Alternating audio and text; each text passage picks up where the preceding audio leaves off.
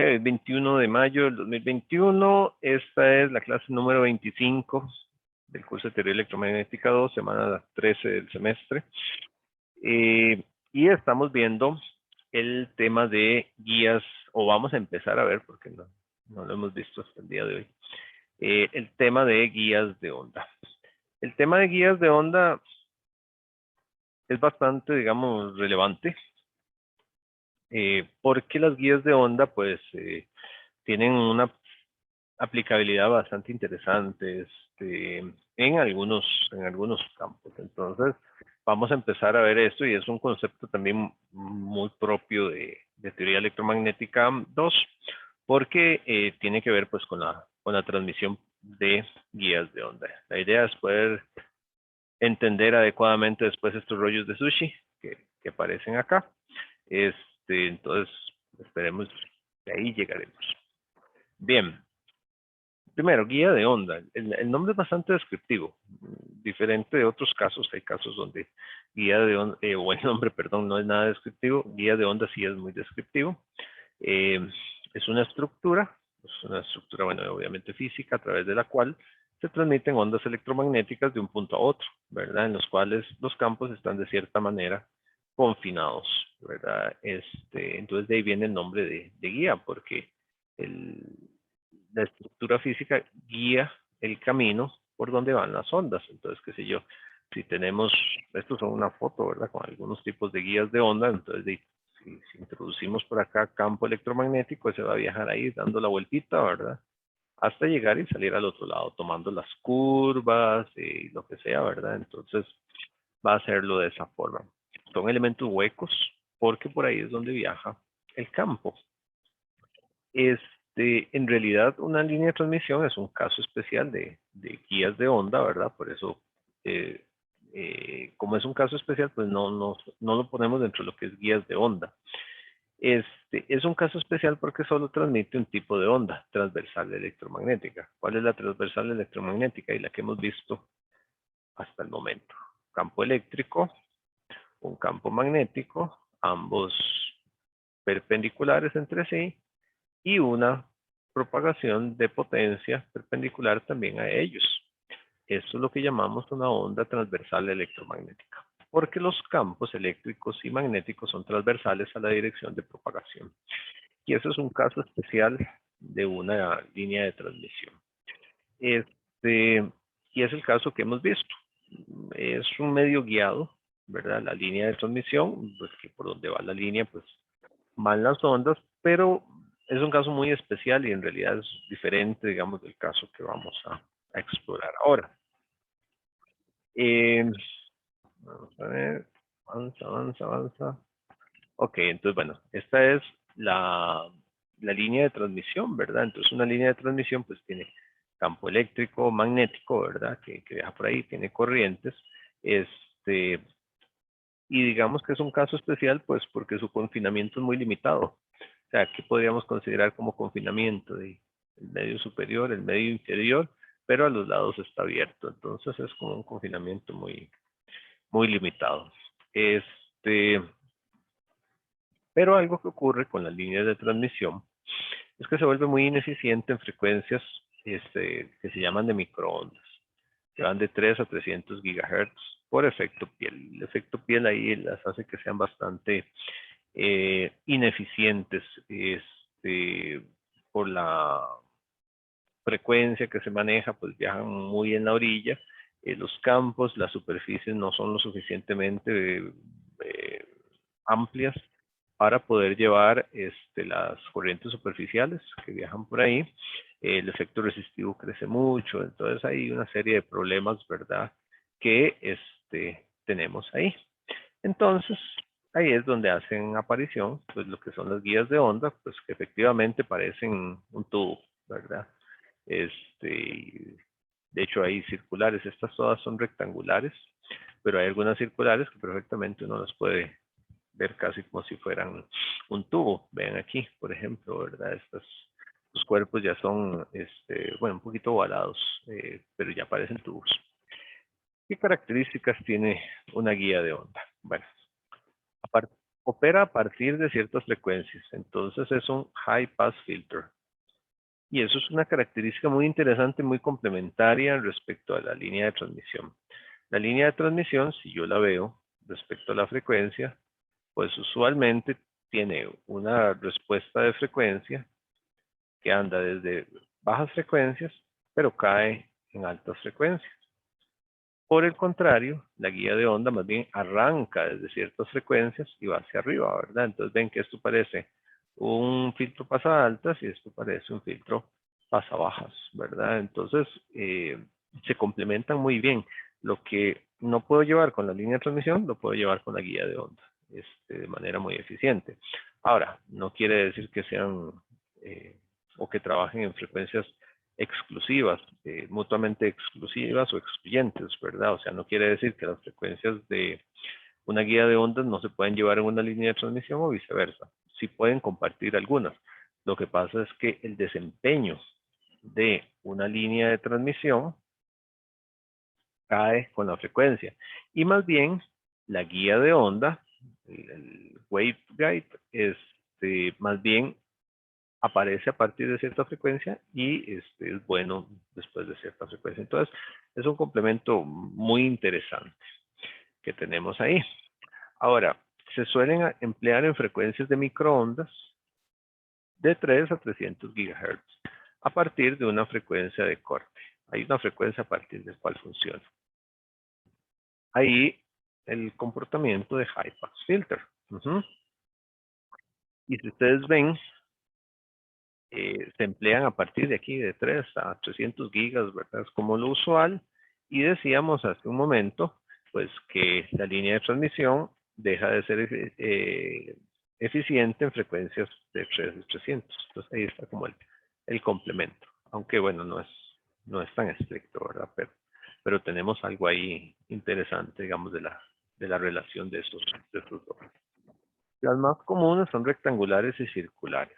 Digamos que aquí podemos ver los estilos estos más comunes. Rectangulares, pues su nombre lo dice, y circulares, pues también su nombre lo dice, ¿verdad? Son como los más comunes. A este punto, bueno, aquí se ven, ¿verdad? A este punto, nosotros vamos a estudiar la guía rectangular por una cuestión, pues, de facilidad, de tiempo, además, porque, bueno, la idea es que este sea un curso introductorio de lo que son guías de onda, y es lo que vamos a explorar. Entonces nos vamos a quedar en la guía rectangular como tal. En cuanto a notación, recuerden que JK es igual a alfa más J beta, ¿verdad?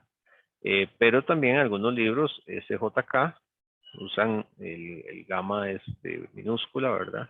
Eso es más que todo porque algunos o mucho de lo que vamos a ver está basado en lo que reporta Sadiku.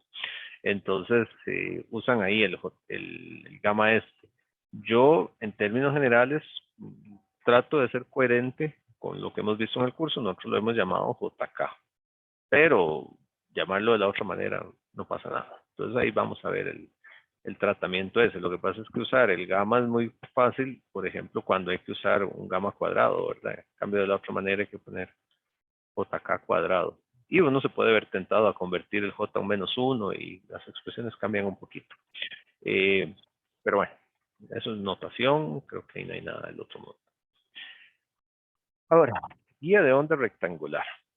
Y el nombre es descriptivo, ¿verdad? De la geometría, sumamente descriptivo. Es un rectángulo, no es cuadrada, ¿verdad? Entonces hablamos de dos dimensiones, dimensión A, dimensión B, donde usualmente, pues A es mayor que B. O sea, la misma guía, si la inclino 90 grados, ¿verdad? Entonces podría decir, no, B es mayor que A. Pero a lo que voy es que usualmente los análisis se hacen considerando la longitud más amplia, pues horizontal, y la más corta, vertical. Pero, o sea, considerar una guía así, o considerar la misma guía, darle vuelta y ponerla así, en realidad es lo mismo. Pero por una cuestión de facilidad de análisis ahí, de dibujo, tal vez. Más esta parte. Se va a suponer que el interior de la guía es un dieléctrico perfecto sin fuentes. Básicamente, ¿qué es lo que quiere decir eso? Que el interior de la guía es vacío, básicamente. Eso es lo que vamos a suponer. Eh, Queremos que tenga una densidad de carga volumétrica igual a 0. Eso quiere decir que no hay ningún tipo de carga al interior. Una densidad de corriente igual a 0. No hay corriente en el interior como tal. No hay conductividad, es vacío, ¿verdad? Tampoco hay pérdidas. Y por otra parte, las paredes son de un conductor perfecto. Entonces es una configuración sumamente interesante, porque ya sabemos cosas del conductor perfecto. ¿Qué sabemos del conductor perfecto? Bueno, el conductor perfecto no tiene campos electromagnéticos, ¿verdad? Eso es algo que hemos estado pues diciendo a lo largo del curso, no tiene campos electromagnéticos dentro del material, ¿verdad? Dentro del material. Eso lo sabemos de un conductor perfecto. ¿Dónde tiene los campos? Lo que sabemos es que los tiene en la superficie, ¿verdad? O los transporta en la superficie. Y esa es una característica del conductor perfecto. Entonces, estamos asumiendo que la pared de ese conductor perfecto es de un material, ¿verdad? Con una alta conductividad, una conductividad que podríamos considerar infinita, ¿verdad? Esta pared. Bueno, esa y todas. Voy a dibujar la vertical acá, o resaltar la pared vertical y voy a resaltar la que está en posición horizontal en otro color, solo para distinguirlas. Entonces, eso es un material, un superconductor. Siendo esto un superconductor, los campos no pueden penetrar en él, ¿verdad? Entonces, ¿dónde están los campos? Los campos quedan en el interior de la guía, o sea, los campos van a quedar aquí adentro. Están confinados, ¿verdad? Entonces, hay un confinamiento de campos electromagnéticos, ¿verdad? Y eso es lo que vamos a tener ahí adentro, unos campos confinados que no se pueden escapar por las paredes, ¿verdad? Los tenemos que agregar de alguna manera, eso lo vamos a ver, cómo podemos agregar los campos, y entonces lo que vamos a estudiar es la propagación de esos campos electromagnéticos dentro de la estructura. Entonces, bueno, eso para entenderlo ahí. Tal vez nada más comentar muchas de las guías de onda para mejorar sus condiciones y acercarlas a la idealidad, se dejan al vacío. Entonces, se le saca incluso el aire. ¿Por qué el aire? Pues, por más, digamos, siempre hemos dicho que el aire aproximadamente es como el vacío, pero el aire puro, ¿verdad? Ya cuando tenemos aire, pues en condiciones reales, que tiene humedad, que tiene partículas, de lo que sea, pues empiezan a cambiar un poquito las condiciones. Entonces es muy usual que a una guía de ondas se le saque el aire, ¿verdad? Hay cámaras de vacío, entonces se pone en una cámara de vacío, la cámara de vacío se le saca el aire y se ensambla por medio de un robot o de alguna manera, se ensambla la guía adentro pues para asegurarse de eso y pues tener condiciones que se vean un poquito más hacia lo ideal, ¿verdad? Entonces ese comentario quería hacer ahí. Ahora, bajo esas condiciones, entonces aplicamos ecuaciones de Maxwell en forma fasorial, ¿verdad? Hay cosas interesantes antes de aplicarlas y o sea, lo vamos a ver ahorita. Es un conductor perfecto en la superficie, ¿verdad? Del material. Entonces, como conductor perfecto, nosotros ya sabemos cosas ahí. Sabemos que en las paredes de ese conductor perfecto, ¿verdad? Ahí en las paredes, el campo eléctrico es igual a 0. Es como que esté cortocircuitado, ¿verdad? Entonces, en todos los puntos ahí, el campo eléctrico es 0. Y también sabemos que en todas esas superficies, el campo magnético va a ser máximo, ¿verdad? Entonces, por ejemplo, al establecerse una onda estacionaria, ahí, la onda estacionaria pues tiene esas características y nos ayuda a guiar muchísimo el desarrollo, digamos, del concepto de los campos dentro de la guía de onda. Entonces son condiciones que podemos agregar, ¿verdad? Aparte de que como es el vacío, ¿verdad? Prácticamente, usualmente pues aquí tenemos un mu sub 0 y un epsilon sub 0, ¿verdad? No precisamente algunas guías por X motivo se llenan de gas, de algún gas particular que me modifiquen el mu sub 0 y el epsilon sub 0 y que se modifique la velocidad de propagación y demás, ¿verdad? Entonces, pero bueno, es un punto de arranque. Al establecer las condiciones que hablamos, ¿verdad? De campos electromagnéticos, entonces, pues, ¿qué nos damos cuenta? No van a haber fuentes de campos electromagnéticos adentro, ¿verdad? No hay ningún tipo de carga. Entonces, en ambos casos aquí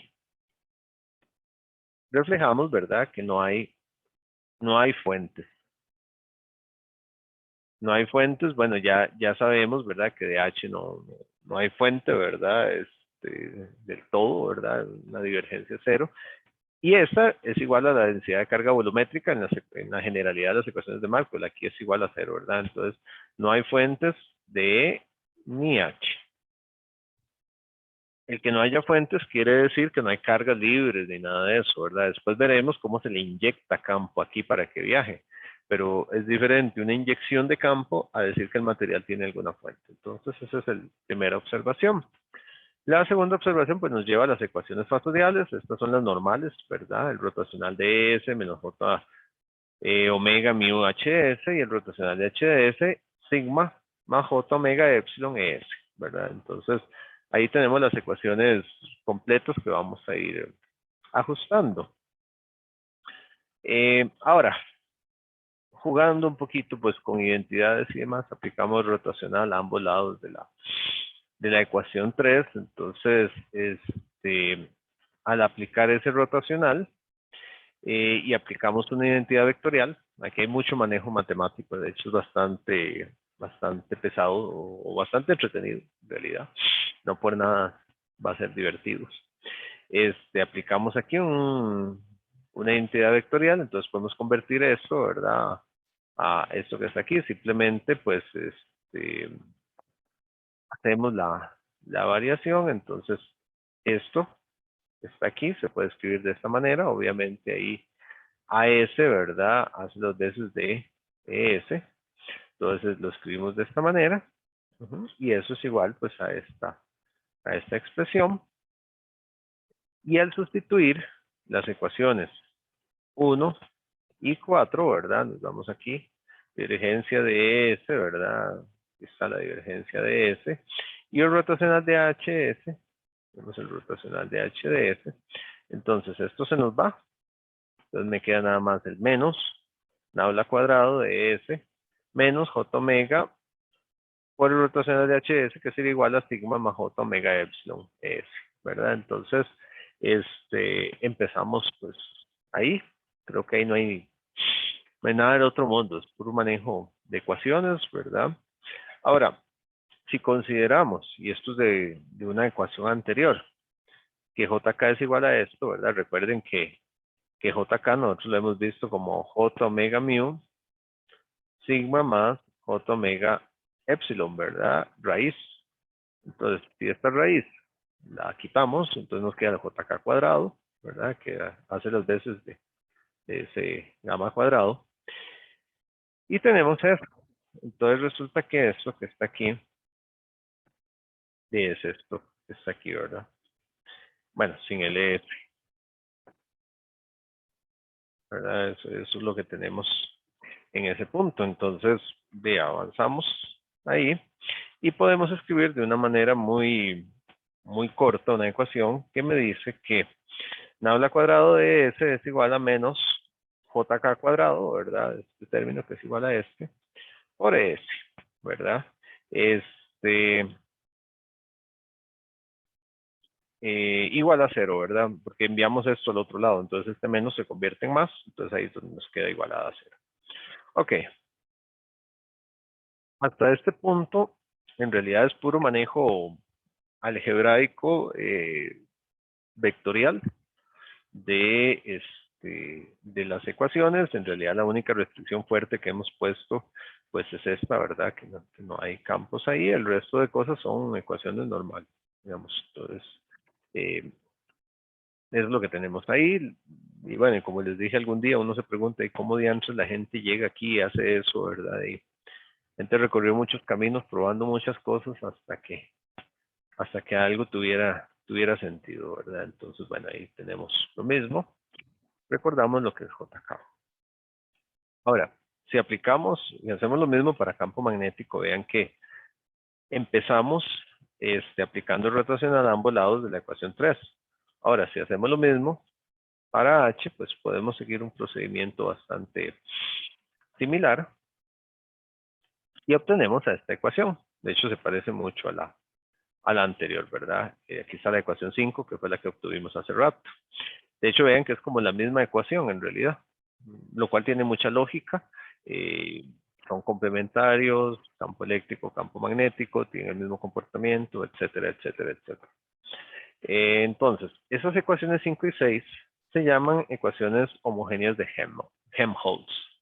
Esas ecuaciones se pueden reescribir, podemos reescribirlas como este, el nabla cuadrado de S por K cuadrado de S. Aquí sí, ¿verdad? Luego el J cuadrado es un menos 1, entonces me queda ahí como K cuadrado, ¿verdad? De S. Ahí tenemos la ecuación 7, la ecuación 8 sería lo mismo, ¿verdad? Escrita de esa manera. Y si tomamos en cuenta que los campos electromagnéticos pueden tener componentes en todas las direcciones, porque estamos en una generalidad, digamos, total. No estamos restringidos como con la onda PEM, sino que consideramos todas las posibilidades. Entonces, resolver las ecuaciones de Helmholtz implica resolver 6 ecuaciones para cada dimensión, ¿verdad? Habría que resolver pues para ver cómo quedan los campos. Entonces, yo puedo ver cómo quedan las componentes en X, en Y y en Z, ¿verdad? En ambos lados. Entonces, hay 6 ecuaciones, ¿verdad? Entonces, yo tendría que plantear ahí nabla cuadrado de HXS, ¿verdad? Menos JK cuadrado, H X de S igual a 0. Entonces habría que resolver esa y la otra también, ¿verdad? Etcétera, etcétera, etcétera. Entonces es un montón de trabajo que hay que hacer, ¿verdad? Entonces, resolver esas ecuaciones involucra dos veces, ¿verdad? El operador nabla ahí, que ya lo habíamos planteado, es una serie de derivadas espaciales en este caso, entonces van a quedar derivadas dobles por ser un operador al cuadrado, ¿verdad? Entonces, eso es de aplicar la fórmula en realidad. Nada del otro mundo, se lo aplicamos, bueno, se lo estamos aplicando a 7 y a 8, ¿verdad? Entonces, se hace pues por componente. Entonces, al hacer eso, esta es la ecuación 9. Para hacer eso se utiliza método, separación de variables, ya esos son métodos de ecuaciones diferenciales. Eh, a ustedes no se les va a pedir que resuelvan estas cosas, pero bueno, siempre es bueno ver el método pues para ver de dónde sale el asunto y ahí uno va viendo conclusiones, ¿verdad? Entonces se sabe que como hay derivadas respecto a las 3 variables, entonces el campo de ahí se puede ver pues como la multiplicación de 3 funciones, una en cada una de las dimensiones, ¿verdad? Que son funciones de X, Y y Z. Hasta ahí eso es una cuestión matemática, ¿verdad? Nada del otro mundo, ven que ha sido resolver y resolver. Y ese método, pues, cuando se usa de esa manera, ¿verdad? Entonces, de X, Y y Z, entonces lo podemos llevar aquí de cada una de esas derivadas. Entonces, se puede decir que a la hora de sustituir la ecuación 10 en 9, ¿verdad? Aquí está 10 en 9, De la doble derivada de z me va a dar de la doble derivada, ahí están los apóstrofos, ¿verdad? Respecto a x. Tenemos un poquito de notación ahí, enviamos el k del otro lado. Y con variables independientes, pues cada término de la ecuación 11 da una constante. Eso es método, ¿verdad? De ecuaciones, entonces se dice, bueno, ahí, entonces que cada una de esas va a dar una constante. Esas constantes las vamos a llamar, digamos, al ver aquí que aquí hay un k cuadrado, obviamente, si estos son manzanas, esto tiene que ser manzanas, ¿verdad? Es de la misma naturaleza. Entonces eso es lo que nos lleva es a decir que si esto es k y tiene pues sus unidades, ¿verdad? Que serían metro a la menos 2 por estar al cuadrado. De todo esto tiene que ser igual. Por eso decimos que entonces esto es una constante y la vamos a llamar kx. Esto es otra constante, ky. Y deberíamos tener ahí un kz. ¿Sabe por qué no tenemos un kz ahí? Tenemos. Porque esta es la derivada, es la única que es derivada de z respecto a z. Entonces esa derivada sí la puedo expresar como jk porque es lo que va a quedar, ¿verdad? Porque al ser una expresión fasorial, pues tiene un e a la jz que se deriva respecto a z. Estos no. Entonces un e a la jz que se deriva respecto a x y este es respecto a y. Entonces, esos términos son lo que se llaman constantes de separación.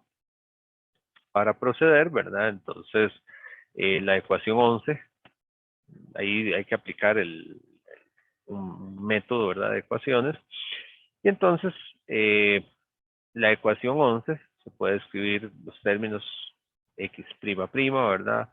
Más kx cuadrado, el término que está aquí por x es igual a 0, porque lo que se dice es que cada una de ellas representa de cierta manera una ecuación cuadrática, ¿verdad? Donde se toma la variable derivativa, ¿verdad? Y el doble, etcétera.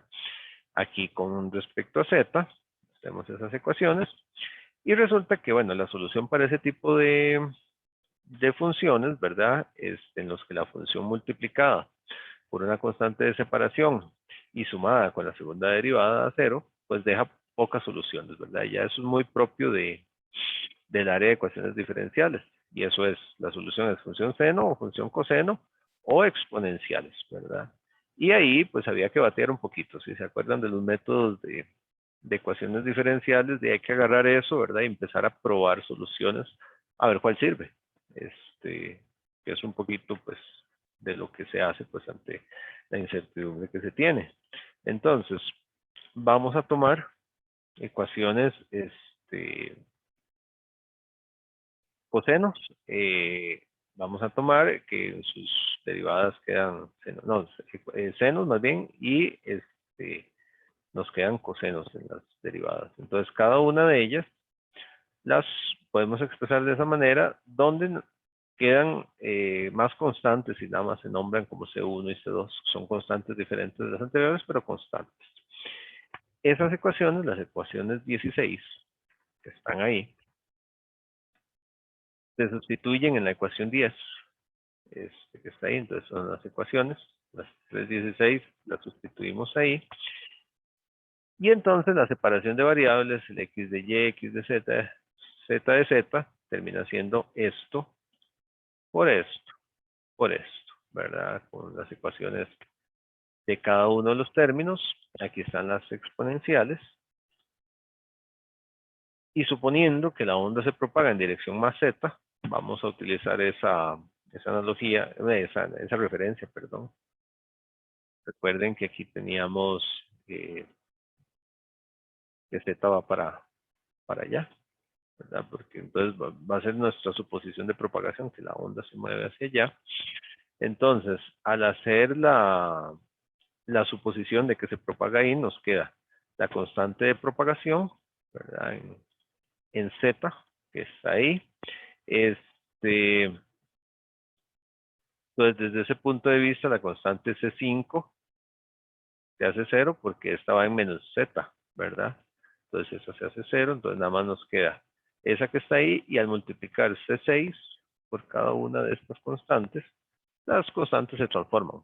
Constante por constante me da constante. Nada más las cambiamos pues por un asunto de que sean otras constantes. Entonces ahora les llamamos a 1, a 2, a 3, a 4. Bueno, aquí está lo que les decía, ¿verdad? Están las multiplicaciones de constantes. Y se hace lo mismo para el campo magnético. Para el campo magnético tenemos lo mismo, pero diferente. Ecuaciones 18 y 19. Ecuaciones grandes, ¿verdad? Son ecuaciones extensas para campo eléctrico, campo magnético. Y nos están describiendo, pues, la posibilidad de propagación en todas direcciones. Al final de cuentas, eso es lo que tenemos ahí. La diferencia respecto a lo que habíamos hecho con la onda TEM es que la onda TEM nosotros estábamos en un escenario sumamente controlado. Y eso parte pues de la observación, ¿verdad? Entonces decíamos, tenemos campo eléctrico, campo magnético y tenemos propagación aquí. Y sabemos que por ser una onda TEM, pues estamos sumamente restringidos. Ahora, lo que pasa es que estamos considerando componentes de campo tanto en campo eléctrico, ¿verdad? Tanto en X como en Y como en Z, ¿verdad? De campo magnético también, lo mismo, la misma cosa, ¿verdad? Y que se pueden propagar todas en Z, pues la opción que estamos haciendo. Si nosotros elimináramos campos, pues caemos a las otras ecuaciones que conocemos. Aquí tenemos el exponente bien conocido, ¿verdad? Entonces, por ejemplo, para el campo magnético, si solo se propagara en Y, de ahí se queda uno nada más con estas dos expresiones, ¿verdad? Esto se iría. Y ese ven, ese seno y coseno, esa suma de ellos se puede expresar como una sola función trigonométrica. ¿Vale? Ahora, necesitamos de estas ecuaciones separar los puntos. Habría que determinar las constantes para ver la importancia de cada una de ellas. Y entonces se utilizan ecuaciones de Maxwell. Estas dos ecuaciones de Maxwell que son conocidas que habíamos dicho.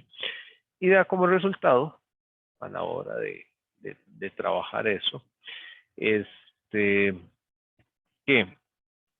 son rotacionales, ¿verdad? Hay que aplicar el rotacional, son derivadas que hay que aplicar a las ecuaciones que ya teníamos. La ventaja es que esas derivadas pues hacen que algunas se hagan cero, no está ahí el análisis detallado, pero es el rotacional y sustituyendo aquí el campo que ya teníamos, ¿verdad? O sea, ¿qué campo estamos poniendo ahí en ES? Ahí en ES estamos poniendo este campo, ¿verdad? Con las componentes X, Y Z. Entonces, llegamos a estas ecuaciones que están ahí y para campo magnético tenemos estas.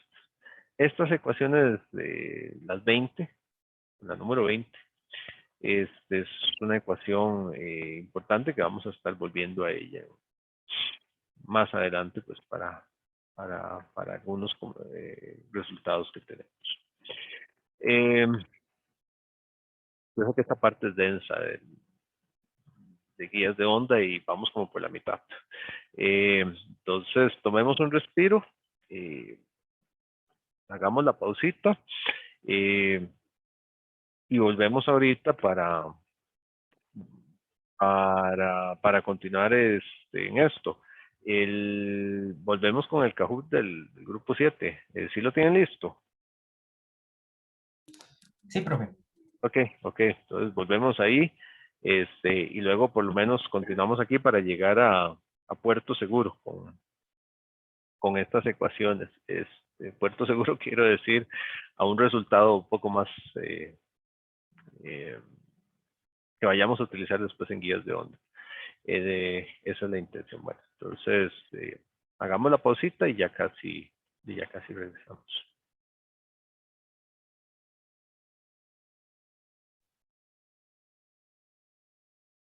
Ahora sí, volvemos. Entonces, ya los que me solicitaron que les había llegado mal el examen, se los pasé. Revisen a ver si todo está bien. Espero que sí.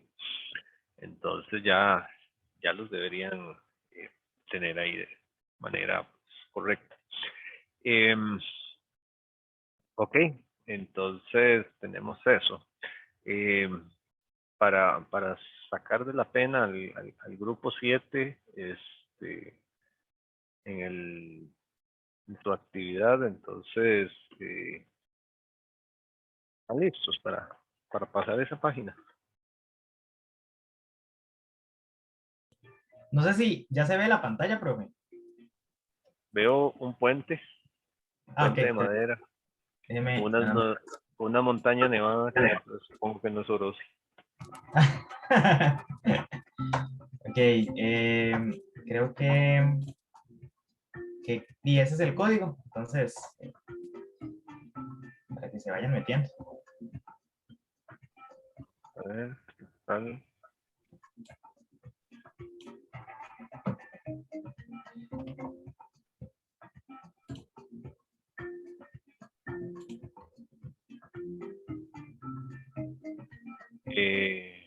Pues, está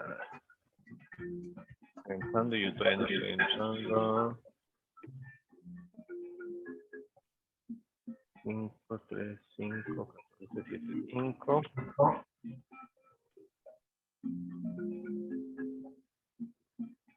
Listo, ya estoy ahí. Ok, Hay 15, habemos en el chat 23 personas. En teoría deberían reportarse por lo menos 22, ¿verdad? 21, porque yo no, ¿verdad? Bueno, yo sí, solo usted no. Cierto, Bueno, aunque también están los miembros del equipo, sí, cierto. Sí, se supone que es para los demás, ¿verdad? Que no es trampa. cierto. Okay. Yo creo que ya, ¿verdad? Hay 21. Un montón.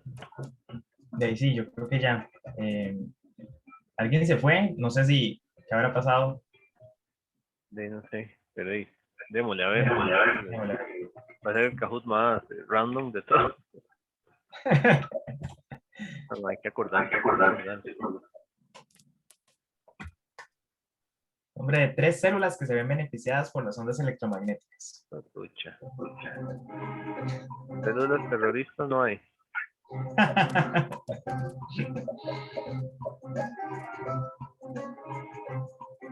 No puedo pedir el 50-50. No. En este caso, no. Tal vez más adelante. Es que como estamos empezando, no se desactivan las opciones. Ok, pegué. Ok, vamos con la siguiente. ¿Verdad? De los espeolazos. Ok.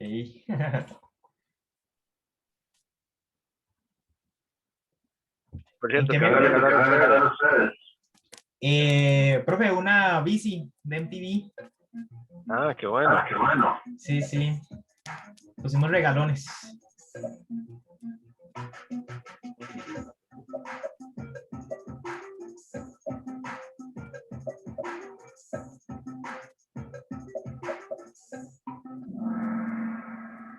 Exacto, como era respuesta múltiple, cualquiera de esos dos, función articular, reducción del dolor. Okay.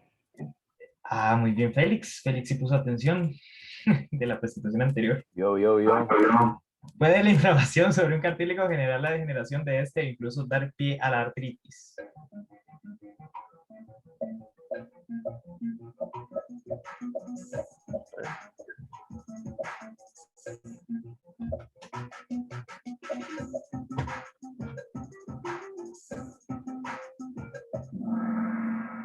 Verdadero. Es precisamente la inflamación lo que ocasiona la artritis. O bueno, es uno de los factores.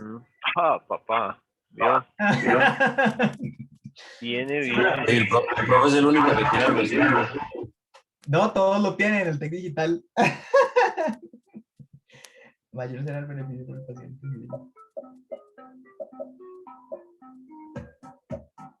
Esa yo la pensaría 2 veces cómo la respondería. Bueno, esta novia. Y lo mencioné varias veces cuando presentamos. Sí, yo creo que sí. Vamos a ver si la pegué. Falso.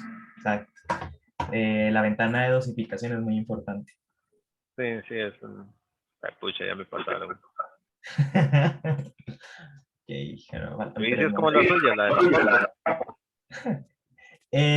foto? No, mejor. Ok. Sí. Sí, no. Queríamos endeudarnos bien.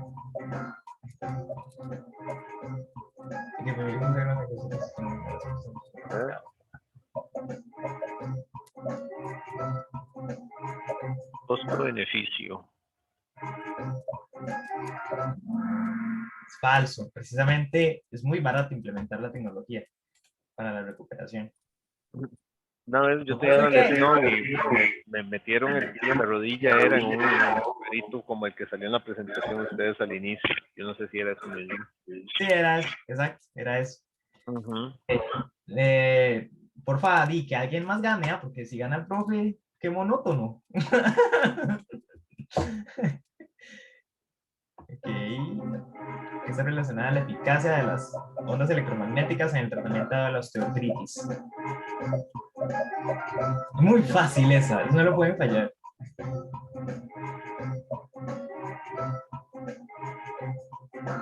Vamos a ver, esta sí fue bateada. Ay, profe, está muy cómodo así. Ah, la pegué.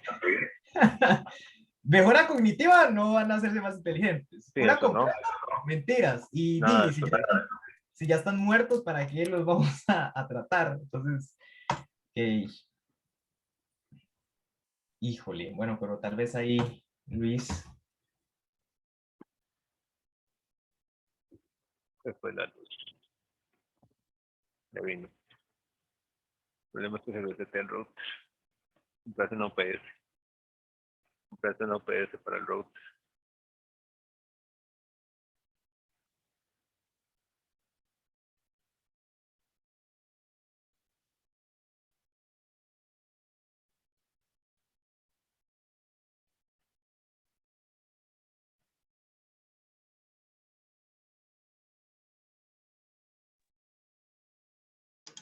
Profe, manda huevo, ¿cómo se va a salir por perder?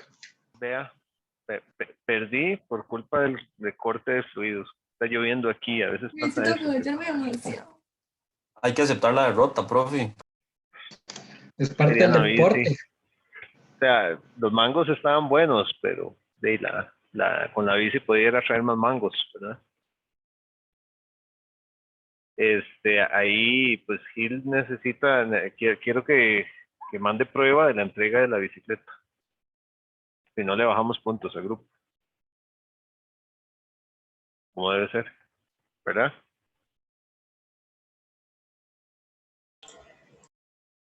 Ok, Gilbert.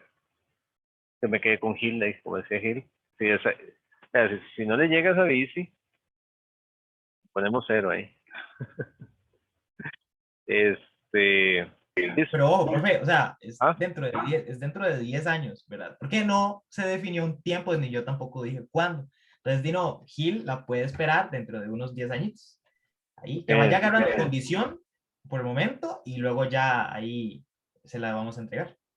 bueno, y entonces dentro de 10 años les pongo la nota. Gil.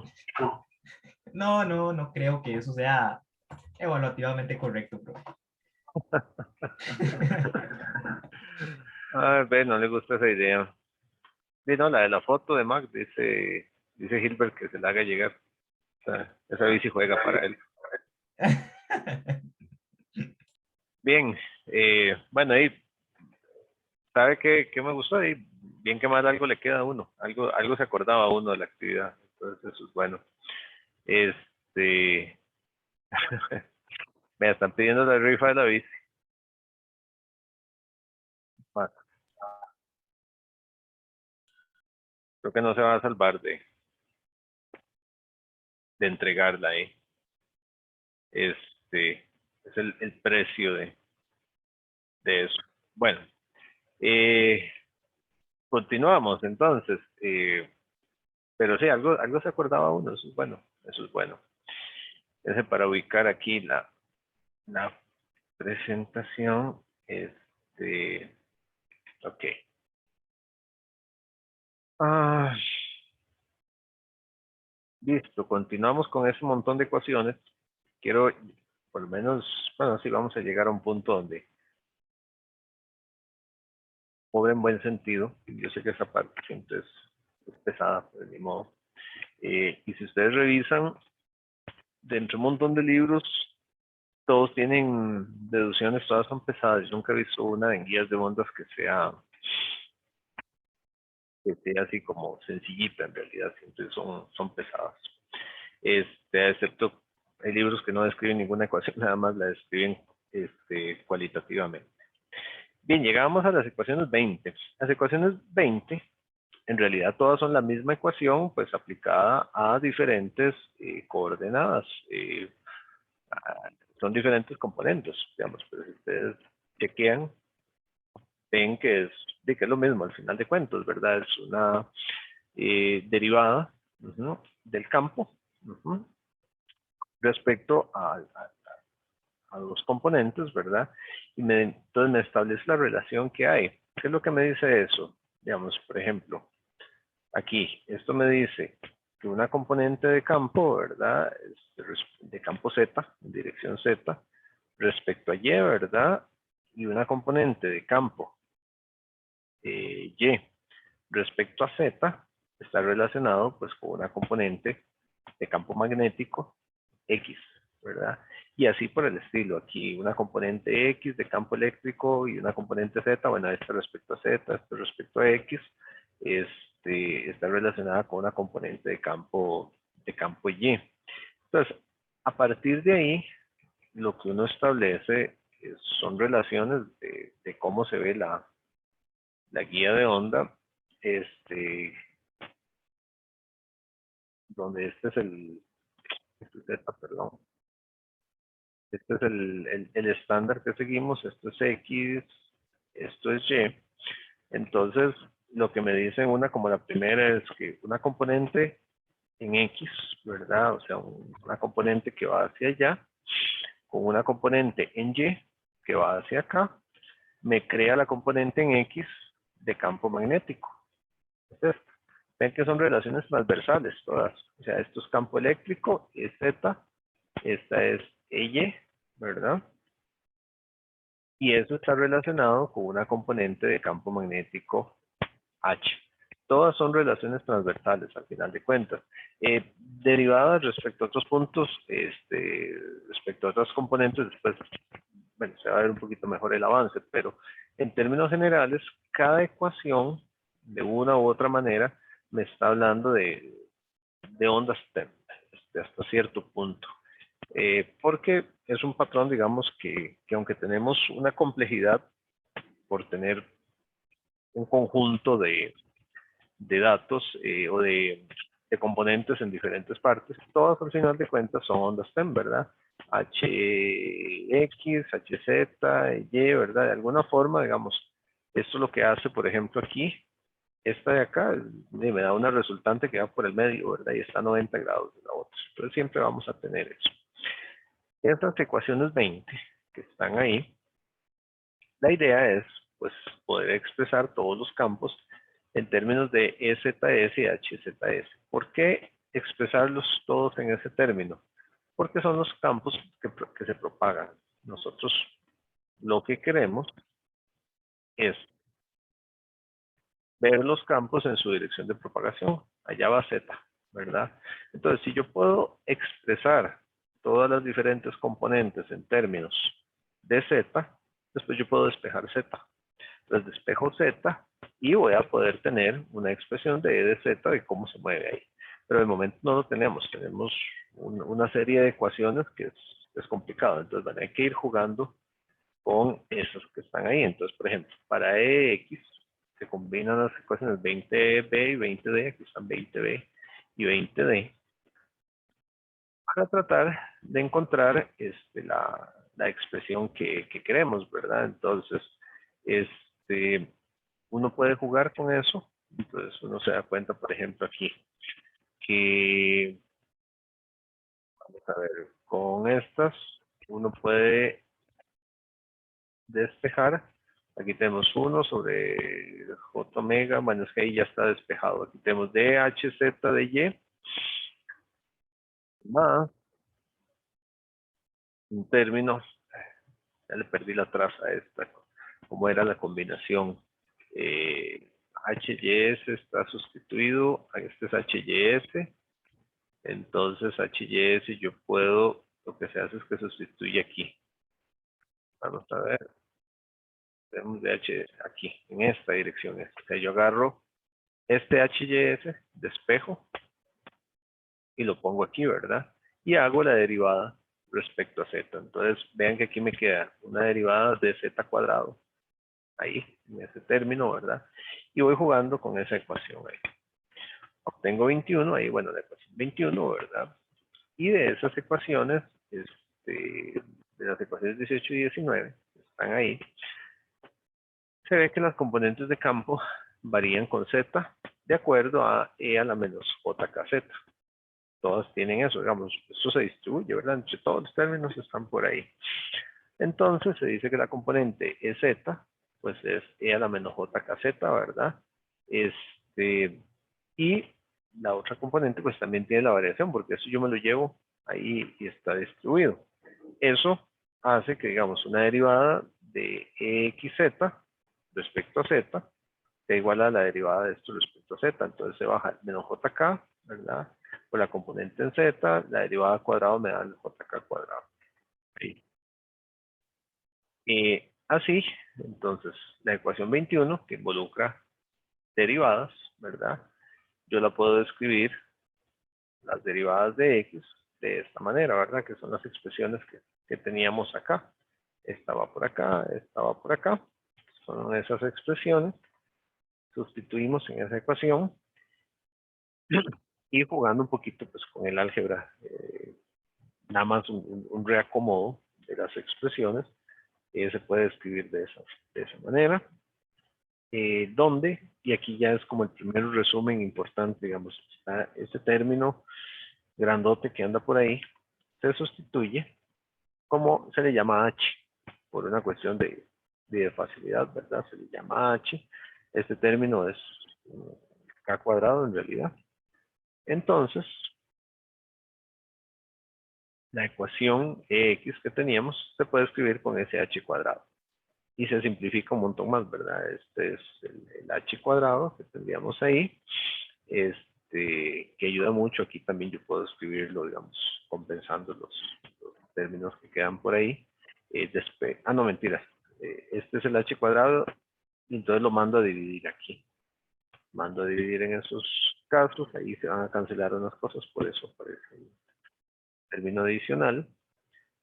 Y si se aplica a todas las ecuaciones, llegamos a esto. Estas están en rectangulito porque son importantes.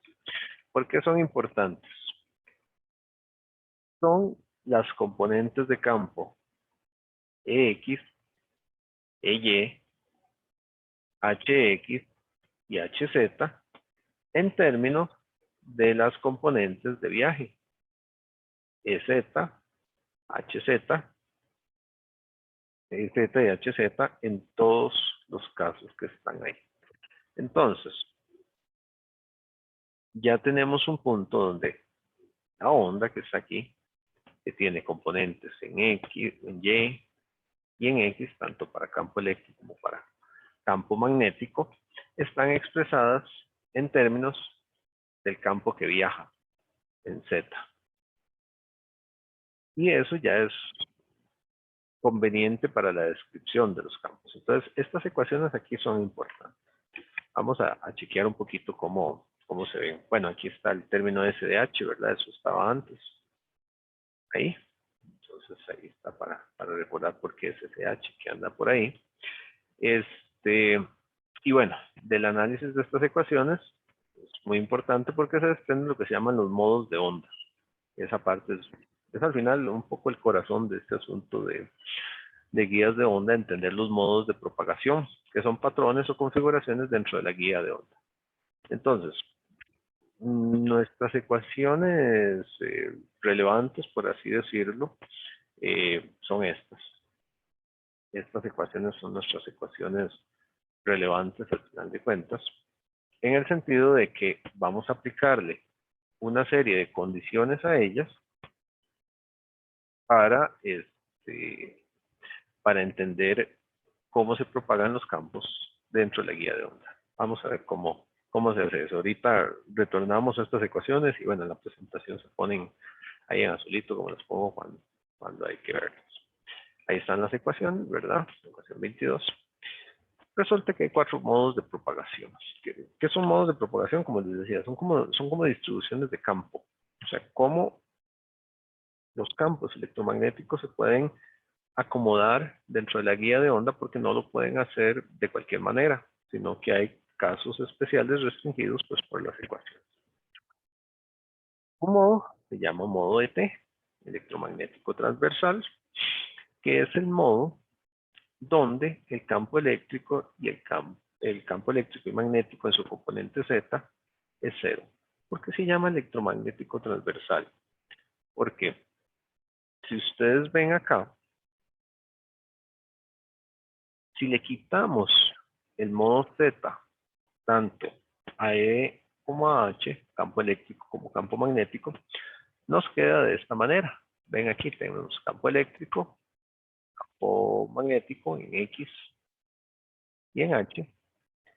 Entonces, como nosotros lo que estamos buscando es la propagación del campo en Z, ¿verdad? Por eso ponemos la constante K aquí, que es un vector de propagación que va en Z. Esto está a 90 grados, ¿verdad? Ambos casos. Este está a 90 y este otro está a 90 también. Entonces, al quitarle la componente Z, tanto al campo eléctrico como al campo magnético, ¿verdad? Al eliminar esa parte, los campos electromagnéticos son transversales a la dirección de propagación. Es básicamente pues una onda TEM, de cierto mundo, ¿verdad? Vean que es electromagnético, son los dos, ¿verdad? Electromagnético. Una sería eléctrico transversal o magnético transversal, haría referencia a que solo uno de ellos es transversal a la dirección de propagación. Aquí son los dos transversales, ¿verdad? O sea, ¿cómo entendemos eso de mejor manera? ¿Cuál es el único vector de campo total, ¿verdad? Porque al final de cuentas, nosotros lo estamos analizando por componentes, pero al final de cuentas es un único vector de campo. ¿Cuál es el único vector de campo o dónde está el vector de campo total que se puede ver a partir de las componentes X y Y? Ese vector está restringido al plano YX. O sea, está por aquí. Por ejemplo, bueno, voy a ponerlo en rojo porque hay para el campo eléctrico, por ejemplo, que está con flechitas rojas, sería como aquí, ¿verdad? Una cosa así. Ya, yo tendría esto para acá, yo tendría esto para acá, tendría una flechita aquí. Ese es el campo total. Pero ese campo total, ¿dónde tiene que estar? Tiene que estar en el plano XY, ¿verdad? Y ese plano XY es perpendicular a Z, ¿verdad? Entonces, ese vector como tal, ustedes lo ven, está perpendicular a Z. Por eso es que se llama así. La misma cosa sería con el campo magnético, ¿verdad? El campo magnético vendría como por acá, sería una cosa así, ¿verdad? Y sería el mismo cuento. Entonces, estamos restringiendo a que los vectores de campo eléctrico y campo magnético estén en el plano XY. Por eso se llama electromagnético transversal. Ese es un posible modo de propagación. Ahorita vamos a ver los 4 modos que hay. Y una vez que los veamos, pues hay que aplicar las condiciones de los modos a las ecuaciones y ver qué ecuaciones resultan a partir de ahí. Entonces, bueno, lo que les decía, los campos E y H son transversales a la dirección de propagación de la onda, ¿verdad? Como se puede ver en las ecuaciones. Bueno, y eso es importante, la otra. En esa circunstancia, todas las componentes de campo tienden a cero. Vean qué interesante. Si yo lo restringo de esa manera, ¿verdad? Que solo pueden existir campos ahí, quiere decir que no hay campo de Z, cero. Tampoco hay campo HZ, cero. No hay campo de Z, cero. HZ, cero. Entonces, como no hay, ¿verdad? Resulta que ahí los campos son cero. Lo que se deduce, o se concluye, que una guía de ondas rectangular no puede tolerar el modo de T. O sea, el modo de T es como una predisposición geométrica de los campos electromagnéticos, el cual no puede propagarse en la guía de onda debido a que las ecuaciones nos dicen que si yo elimino las componentes Z, tanto el campo eléctrico como el campo magnético, al eliminarlas, los campos se me hacen cero por completo, ¿verdad? Entonces, eso lo que dice es que no tolera, ¿verdad? Y eso corresponde a la onda TEM, transversal electromagnética, que es lo que les decía hace un momento, ¿verdad? Entonces, ¿existe un modo electromagnético transversal? Existe, pero no existe en la guía de onda. ¿Dónde puede existir? En el vacío, en el aire o algo así. Ahí sí podemos tener un modo de este tipo, pero no en la guía de onda, porque estas ecuaciones todas dependen de componentes Z de los campos, ¿verdad? Entonces ahí no funciona. Segundo modo. El modo, aquí desgraciadamente el libro no distingue tan bonito. ET aquí mayúscula, aquí minúscula. Eléctrico transversal, lo que les decía un momento. ¿Qué quiere decir eléctrico transversal? ¿Verdad? Es diferente. Electromagnético implica campo eléctrico y campo magnético.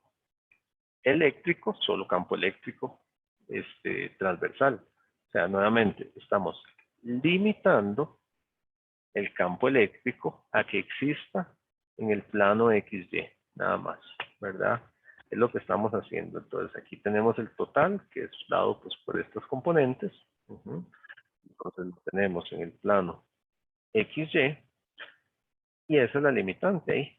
El campo magnético no. El campo magnético sí puede tener componente X, Y y Z, ¿verdad? Entonces, a partir de ahí, bueno, yo puedo sacar la resultante, ¿verdad? La proyección de todos estos. Entonces, yo sí puedo tener un campo magnético por ahí, ¿verdad? Que tiene las tres componentes.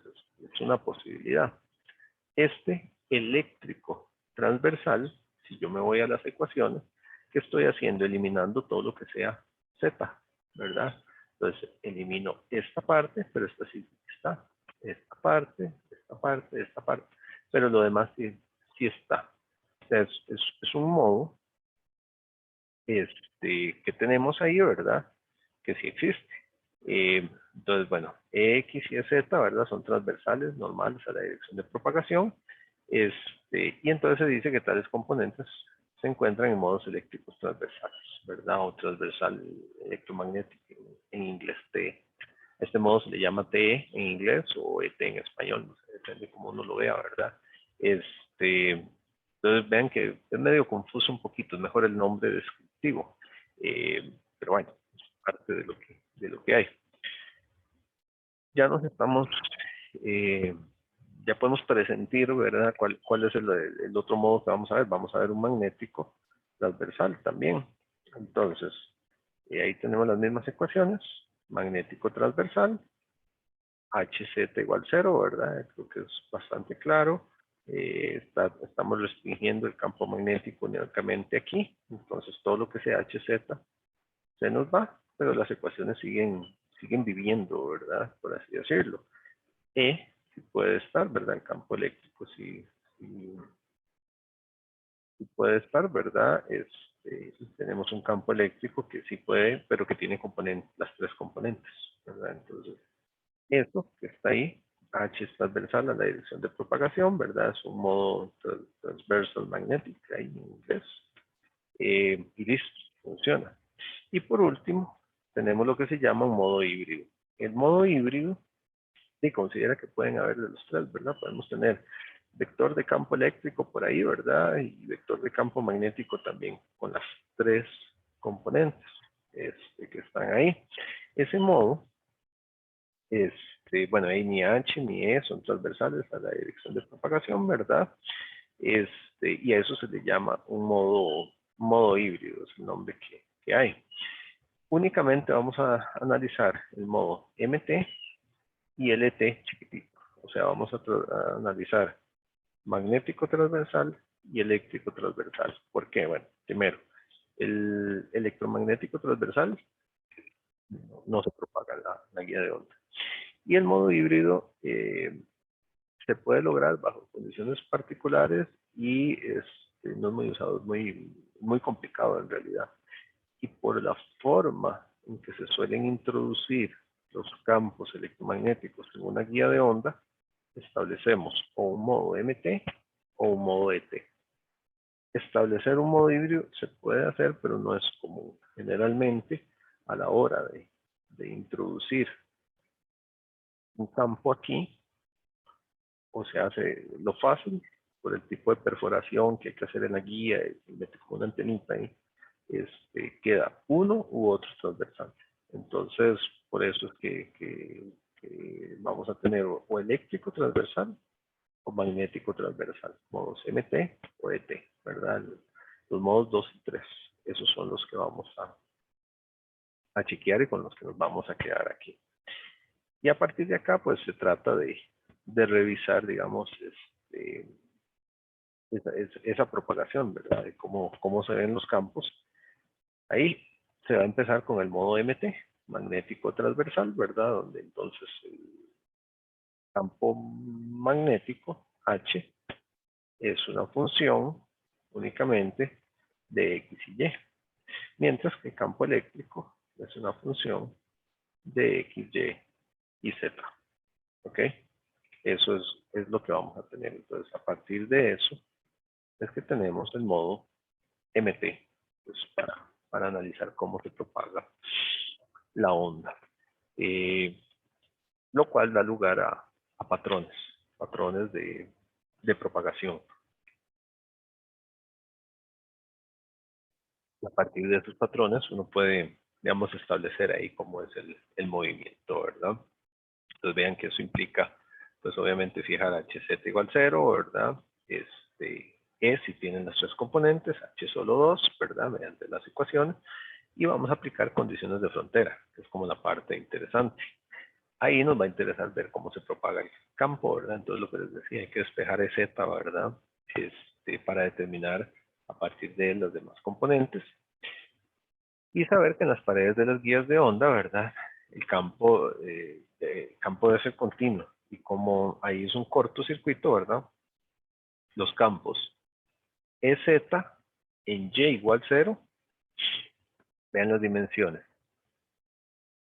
Bueno, yo estaba poniendo XY, no importa, se mueve, es lo mismo. Este es el punto 0, 0. Entonces, en Y igual 0, es el punto aquí, ¿verdad? Entonces el campo de Z en Y igual 0 es 0, porque por la superficie conductora. El campo en Y igual B, aquí, es 0. También es 0 en X igual 0 y en X igual A. Es lo que vamos a tener ahí. Y en esas mismas regiones vamos a tener el campo magnético, pues máximo. Entonces, esas condiciones aplicadas a las ecuaciones van a determinar el modo de propagación. Okay. Al menos llegamos a puerto seguro. Puerto seguro, ¿en qué sentido? Llegamos a un set de ecuaciones un poquito más reducidas, ¿verdad? Las ecuaciones, la 22, las ecuaciones 22, a las cuales les vamos a aplicar los modos eléctrico transversal y magnético transversal para determinar los patrones de propagación. Pero eso lo terminaremos viendo la otra semana. ¿Alguna pregunta?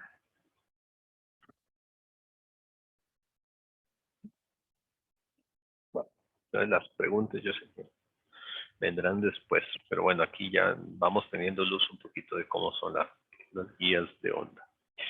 Bien, tenemos 10 minutos para la actividad, un poquitín ahí, pero el grupo, me olvidó el número, el grupo de hoy.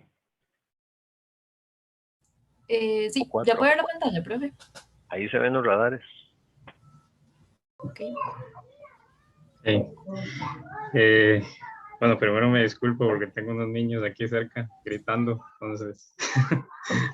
Póngalos a participar también.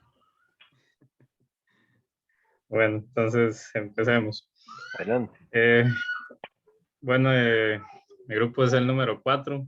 Los integrantes somos Yerling, Stuart, Gilbert y mi persona, Oscar Rojas. El tema del que vamos a hablarles es sobre los radares y cómo es que algunos aviones se hacen invisibles a estos.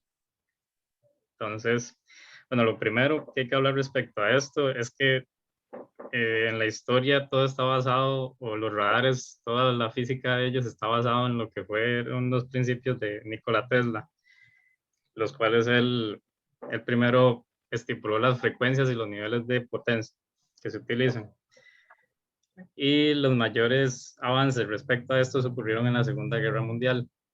Ahora lo que pasa es que antes de esta ocurrieron otros avances. Por ejemplo, tenemos Alemania, que trabajó en radares más que todo de buques, también de aviones, pero trabajaron en buques y llegaron hasta un radar de 10 millas aproximadamente, que son unos 16 kilómetros. Y esto les sirvió bastante. Lo que pasa es que en la Segunda Guerra Mundial, por el afán de terminar la guerra rápido, los alemanes enlistaron a todos los científicos e ingenieros, lo cual nos dejó muy en la carrera de avances tecnológicos. Después, lo que es el modelo actual del radar apareció en el Reino Unido. Bueno, el jefe del laboratorio era el físico Robert Watson Watt, el cual se le planteó el proyecto de crear un rayo de la muerte, el cual trataba de lanzar rayos, bueno, frecuencias de los pilotos enemigos, aumentar la temperatura en estos y así dejarlos incapacitados a la hora de atacar. Sin embargo, no fue viable, dado que las ondas de radio de la época eran muy débiles para provocar esto, por lo que lo rechazaron. De modo que el ayudante del doctor Watson Watt, llamado Arnold Higgins, se encontró de casualidad un reporte de lo que los que decían que encontraban una señal de radio que mandaban a la hora que pasaba un avión. De acuerdo a esto, Arnold Higgins lo estudió, encontró cálculos eficientes respecto a la localización de esos aviones, se lo planteó al director Robert Watson y este dio el visto bueno, y de esta forma se conoce el día de hoy al doctor Watson Watt como el padre del radar. Siguiente. Ok, entonces, ¿qué es un radar? Bueno, un radar es un dispositivo que nos ayuda a detectar como un avión, un barco, un carro, cosas así. Entonces, nos puede ayudar como a saber la altitud, la velocidad, la dirección que pueden tener. Y esto es gracias a las ondas electromagnéticas. Entonces, ¿cómo funciona más o menos un radar? Primero, funciona como un transmisor. Entonces, lo que hace es que envía una onda electromagnética a bueno, como una alta intensidad y luego como que se apaga. Entonces, lo que hace es que se pasa como a un receptor, por decirlo así, y lo que hace es esperar a ver si la onda que él envió se refleja o no. Entonces, si la onda se refleja, significa que chocó como con algo, ¿verdad? O sea, que tocó algo. Entonces, se ve algo más o menos así. Entonces, puede ser que un avión sea detectado por un radar o puede ser que tal vez sea un poco más difícil, no necesariamente como invisible, sino como más difícil. Entonces, aquí está como el avión, ¿verdad? Y este punto de aquí, no sé si lo pueden ver, sería más o menos como un avión que es destinado para eso, ¿verdad? Para que sea más difícil de detectar. Sería, o sea, el radar lo detecta como si fuera un ave como muy grande, no como un avión, digamos, esa es la idea. Pero para esto necesita tener como características específicas, como la forma y los materiales. Bueno, en cuanto a forma, estas aeronaves llamadas stealth o aviones furtivos tienen la particularidad de tener un cuerpo en forma de una V, un poco más abierta y con perfiles más planos y afilados, provocando más la reflexión de las ondas del radar que la común dispersión que provocan los aviones normales. Gracias a esto logran disminuir las ondas que se devuelven al radar, mostrando así un objeto de una menor dimensión, haciéndose pasar por un ave de gran tamaño, ya que no se pueden totalmente hacer invisibles. También estos ocultan todas sus armas, motores y demás accesorios dentro del fuselaje del avión para tener la menor cantidad de piezas que puedan provocar la dispersión de la onda y delatar su tamaño en el radar. También poseen bordes de fuselaje en forma de sierra y un cuerpo con las menores protuberancias posibles y con materiales específicos. Bueno, y como ya vimos un poco a la hora de querer de intentar hacer un avión invisible, porque no se va a lograr por completo, se toma en cuenta algunos aspectos, como lo ha sido la forma y en este caso también los materiales. Estos materiales son llamados RAM o Radar Absorbing Materials, que básicamente son materiales que están hechos a base de algunos polímeros. La mayoría son como de partículas ferromagnéticas. Lo que se quiere hacer con estos materiales es que, por ejemplo, que la onda incidente llegue y ya choque en el avión, pero esto lo que va a hacer es que va como a dispersar un poco la onda que llega para que la reflejada tenga una menor intensidad. Como se vio en la animación, ya va a haber una onda reflejada. Lo que se desea es que esta onda sea lo más pequeña posible o con la menor intensidad. Lo que hace lo que mencionó Jerling, que el avión no se haga como un avión como tal en el radar, sino que se haga como un pájaro. O inclusive, obviamente, hay materiales ahorita que no se pueden saber qué son, porque todo esto tiene uso militar. Entonces hay muchos materiales que no se sabe cómo los fabrican o de qué están hechos y pueden hacer inclusive que parezca un menos que un pájaro a la hora de ver el radar. Esto con los materiales, bueno, lo que se quería como son partículas ferromagnéticas y demás, algunos, cuando llega la onda, lo que va a pasar es que las moléculas o las partículas que hay ahí comienzan como a vibrar o a oscilar. Y lo que hemos visto es que cuando las moléculas comienzan ya a moverse, pues siempre generan un poco de calor. Y así es como se espera que la onda disminuya un poquito, porque llega la onda y ya comienzan a moverse las partículas y libera calor, que este calor se va a dispersar por todo el cuerpo del avión. E igual, estos aviones están hechos de tal forma que los puntos como de calor principales en los aviones, cuando están los motores y demás, se acomode todo bien para que radares térmicos o lo que sea no los detecten tampoco. De ahí se toma en cuenta también lo de la forma, que por eso se ocultan motores, tienen la forma en V, no pueden tener bordes como muy redondeados tampoco, por eso para que se dispersen las ondas y aparte ya de los materiales y la forma del avión, también los pilotos tienen que pilotar de cierta manera, no pueden hacerlo como si fuera un avión comercial, para, por lo mismo, tratar de evitar de que las ondas reflejen de tal forma que se vuelva al radar y que sepan que eso es un avión. Y bueno, esto sería. Muchas gracias. Y de lo que han visto, sí, o sea, de lo que investigaron, si hay algún avión que tenga alta eficacia y que sea prácticamente imposible. Tal vez así como hubo un avión, que no recuerdo bien el nombre, salía como ahí en la imagen, pero ese lo usaron mucho en la Segunda Guerra, si no me equivoco, y ya hicieron muchos ataques y demás, y no hubo ninguna baja. Solo ya después, ya con más tecnología, claro, con un radar ruso, sí lograron detectar uno de esos, que sí lo derribaron, pero la mayoría, casi que el 100% de las misiones, sí, las lograron bien. O sea, sí se reporta que hay un buen engaño, entonces. Sí, digamos, y por eso mismo, porque tal vez ven el radar y en ese entonces no conocían tan bien y cómo funcionaban, entonces veían un puntillo, pero X, un pájaro. Ahora fijo va a haber más tecnología, pero por eso que se mencionó, no se puede saber porque son fines militares.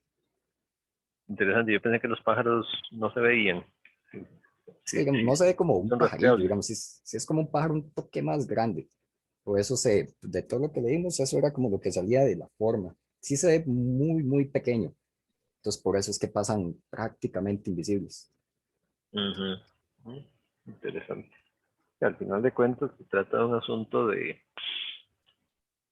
que la impedancia característica del avión se parezca mucho a la del medio, la del aire, ¿verdad? De alguna forma.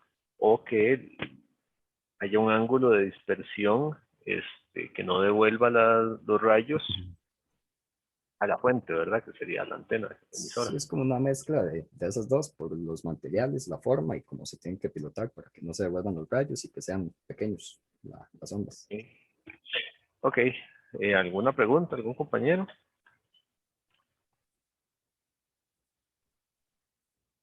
Bueno, ¿tienen la actividad? Sí. Si quiere, para ver si ya puedo compartir. ¿Y ustedes qué van a regalar? Un avioncillo de esos, profe, ¿qué tal? ¿Un avión? Bueno, un avión a escala yo lo agradecería mucho, se vería muy bonito. Bueno, en la oficina actualmente no, pero aquí en la casa se vería bien bonito. Voy por ese avión, sea grande o sea a escala. No sé si, bueno, sí, sí, ya sé.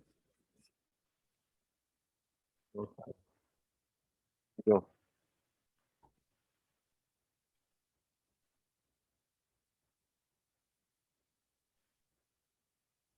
Profe, una pregunta, mientras ellos como que se sí, unen.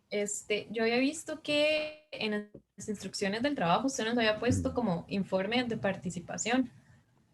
O sea, tenemos que desmandarle como quiénes participaron en nuestra actividad. ¿Es sí, eso? adjúntelo por ahí, viendo por ahí. Ah, ok, ok, ok. Porque la actividad está fácil. Aquí más que todo es A el que ver, responde rápido. ok. Preguntas raritas, no mentira. Están muy fáciles. Ok, vamos a ver. A ver si es Promete cierto. que se le vaya la luz de nuevo al profe. ¿Cómo? Que promete que se le vaya la luz de nuevo al profe. Digo, para ganar. No, no, aquí ya le puse baterías al routercito de acá. Hay que mandarle un pulso electromagnético al profe hasta la casa. Un pulso electromagnético dirigido. Bueno, eso existe, ¿verdad? Eso ha sido un arma planteada ahí y sale en películas, así.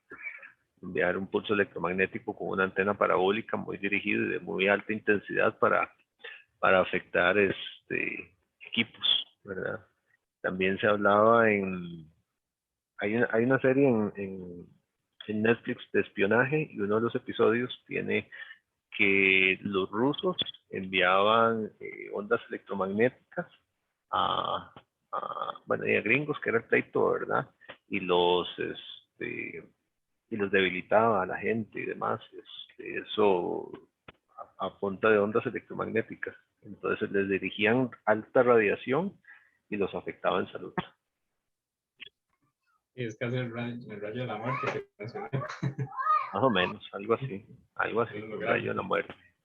Bueno, y démosle a ver, Lo mando. porque ya es tarde y no, Vámonos. no, no es tanta gente.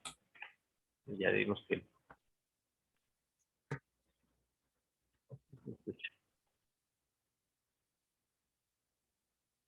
Están facilitos, profe. Escucha, ¿cuál era el texto inicial?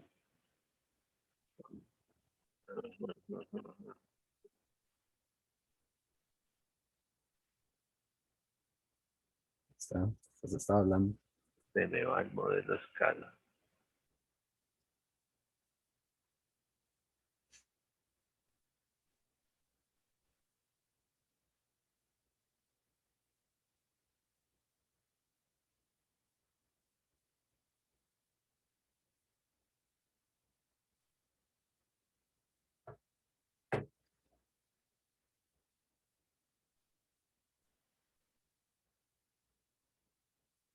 Todavía no aparezco. Qué mal, qué mal.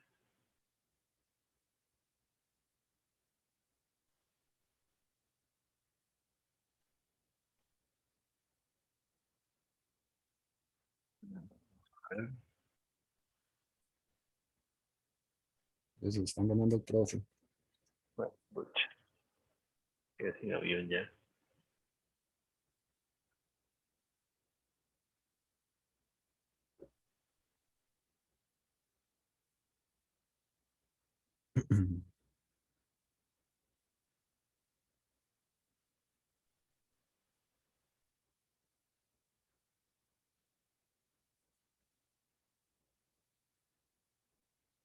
Hijo de pucha.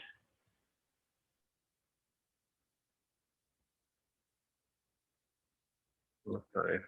Hubiera preguntado cuántos lunares tenía en la espalda.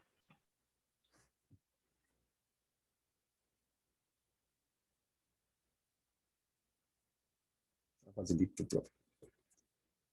Estaba pegajoso, sonaba como Wikipedia.